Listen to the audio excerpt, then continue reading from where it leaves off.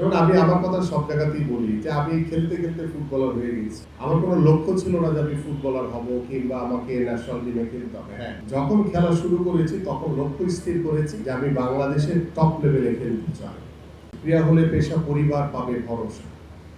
এই কথাটি বলার উদ্দেশ্য হচ্ছে যে প্রত্যেকটি বাবা মাই তার সন্তানকে পড়াশোনা করিয়ে, চাই কেউ ডাক্তার, কেউ ইঞ্জিনিয়ার হবে, কেউ বড় ব্যবসায়ী হবে, কেউ সরকারি চাকরিজীবী হবে, কিন্তু খেলোয়াড় হিসেবে প্রতিষ্ঠিত করবে এই ধরনের পরিবার কিন্তু আসলে খুব বেশি দেখা যায় না।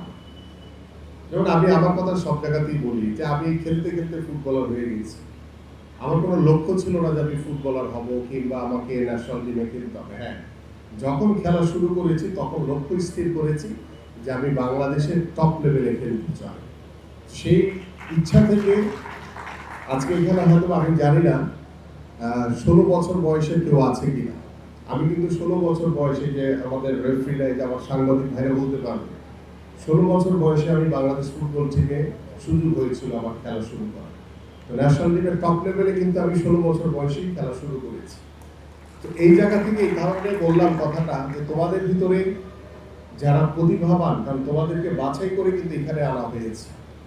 আজকে যে টুর্নামেন্টে সারাদিন ব্যাপী তোমরা যে অংশগ্রহণ করবা, তোমাদের মধ্য থেকেও সেই লক্ষ্য স্থির করতে হবে যে না, আমিও বাংলাদেশের টপ লেভেলে, আজকে যে হামজা চৌধুরী খেলছে, জামাল ভুইয়া, সামিত সোম সহ আমাদের যে ফুটবলার তপু বর্মন অসাধারণ দুটি গোল করেছে, যে তপু বর্মনের মতো আমি একজন ডিফেন্ডার হতে চাই, বাংলাদেশের নেতৃত্ব দিতে চাই। সেই লক্ষ্য, সেই একাগ্রতা, সেই সাধনা, সেই চেষ্টা তোমাদের ভিতরে থাকতে হবে যে না, আমি পারবো, আমাকে পারতে হবে।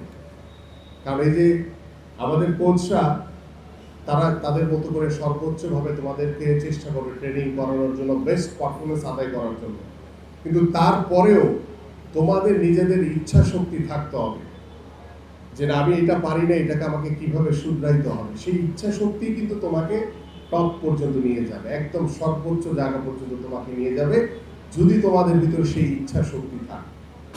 আমি তোমাদের প্রতি সেই শুভকামনা রইল। এবং পাশাপাশি আমাদের যে পেশাগত স্বীকৃতি বাবদ আমরা জাতীয় খেলোয়াড়দেরকে ক্রিয়া ভাতা প্রদান, ক্রিয়া কার্ড ইতিমধ্যে আমরা প্রদান করেছি। 300 জনকে পর্যায়ক্রমে আমরা এটাকে 500 জনে উত্তীর্ণ করবো ইনশাআল্লাহ। এবং পাশাপাশি আমাদের নতুন করে স্পোর্টস,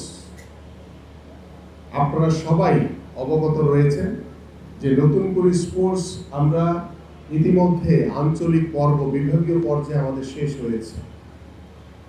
আর মেবি তোমাদের ভিতরে কেউ হয়তো বা নতুন করে স্পোর্টসের অংশগ্রহণকারী থাকতে পারে, কারণ আমরা নতুন করে স্পোর্টসটা শুরু করেছি এই কারণেই যে একদম তৃণমূলের যে ক্রীড়াবিদ, যারা হয়তো বা যোগাযোগের অভাবে কিংবা সুযোগের অভাবে তারা নিজেদের দক্ষতা, নিজেদের পারফরমেন্সকে তুলে ধরতে পারছে না, আমরা সেই তৃণমূল থেকে নতুন করে স্পোর্টসের মাধ্যমে আমরা ফুটবলার, আমরা ক্রিকেটার, আমরা সাঁতারু, আমরা দাবা খেলোয়াড়, আমাদের অ্যাথলেটিক্সের কিংবা আমাদের মার্শাল আর্টের সেই প্রতিভাবান খেলোয়াড়দেরকে আমরা তুলে আনতে চাই। সবচেয়ে ভালো যেই বিষয়টি এখানে উল্লেখযোগ্য যে আমরা স্বল্প সময়ে সরকার গঠন করার পরে যখন আমরা দ্রুত সিদ্ধান্ত নিয়েছি যে আমরা নতুন করে স্পোর্টস শুরু করতে চাই, আমাদের কর্মকর্তারা খুব বেশি দিন সময় পায়নি, কিন্তু আমি তাদেরকে এমনভাবে প্রেশার দিয়েছি, এমনভাবে দিয়েছি যে এখন দেখেন শুক্র শনিবারও কিন্তু নাই, বন্ধ নাই আমাদের। গতকালকে শুক্রবারও আমার সাথে আমাদের অনেক কর্মকর্তারা তারা চিটং গিয়েছিলেন।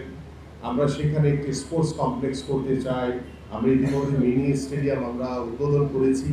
আজকে শনিবার, দেখেন আজকে তো সরকারি ছুটি, তাদের বাসায় থাকার কথা, কিন্তু তারা কিন্তু এখানে বসে আছে। এই যে তাদের আগ্রহ, এইটাকেও আমি অত্যন্ত সাধুবাদ জানাই, কারণ এটা নেতৃত্ব দিচ্ছেন আমাদের মাননীয় প্রধানমন্ত্রী।